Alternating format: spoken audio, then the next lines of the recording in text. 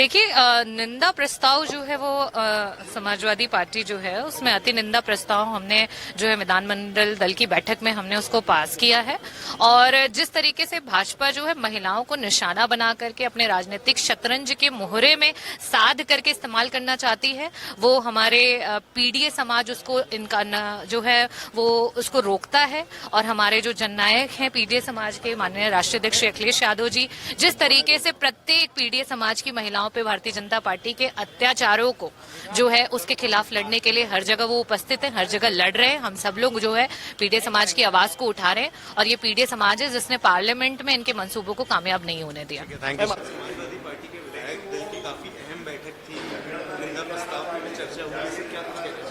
देखिए, आज माननीय राष्ट्रीय अध्यक्ष जी के निर्देश पर और स्वयं उनकी उपस्थिति में आज विधानमंडल दल की बैठक हुई और विधानमंडल की बैठक में आदरणीय श्री माधव प्रसाद पांडे नेता विरोधी दल ने सरकार की, उत्तर प्रदेश की जो भारतीय जनता पार्टी की सरकार है उसके असंवैधानिक रवैये की घोर निंदा की गई।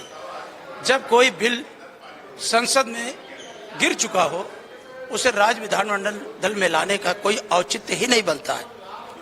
एक तरह से 2023 में जब महिला आरक्षण बिल पास हो चुका है, कानून बन चुका है, तो उसकी आड़ में ये नया परिसीमन ला करके धोखा देने का काम कर रहे थे। जो इनके षड्यंत्र को सब लोग जान गए, एकजुट होकर के सारे राजनीतिक दलों ने विरोध किया, जिसके कारण वो विधेयक पास नहीं हो सका।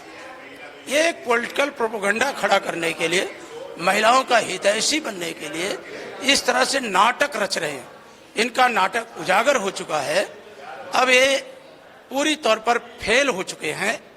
अब ये कहीं भी ये बचने वाले नहीं हैं।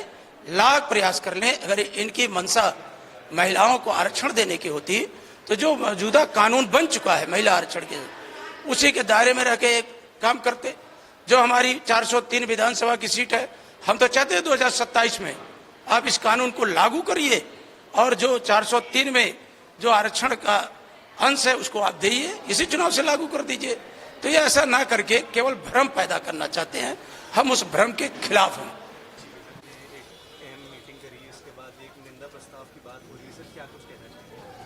देखिए, विधानमंडल दल की बैठक के अंदर भारतीय जनता पार्टी का जो नारा है नारी सशक्तिकरण, उस संबंध में एक अति निंदनीय प्रस्ताव पारित किया गया। और वो इसलिए किया गया कि भारतीय जनता पार्टी ने 2023 के अंदर पार्लियामेंट के अंदर महिला बिल लेकर आई और महिला बिल सभी विपक्षी दलों ने सहयोग करके पास किया।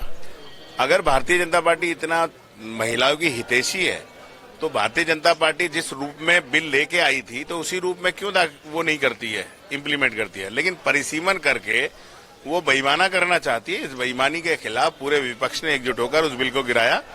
और हमारा मानना है कि अगर वो महिलाओं की इतनी हितैषी है तो इसी जो चुनाव में 403 में 33% आरक्षण देके चुनाव कराए।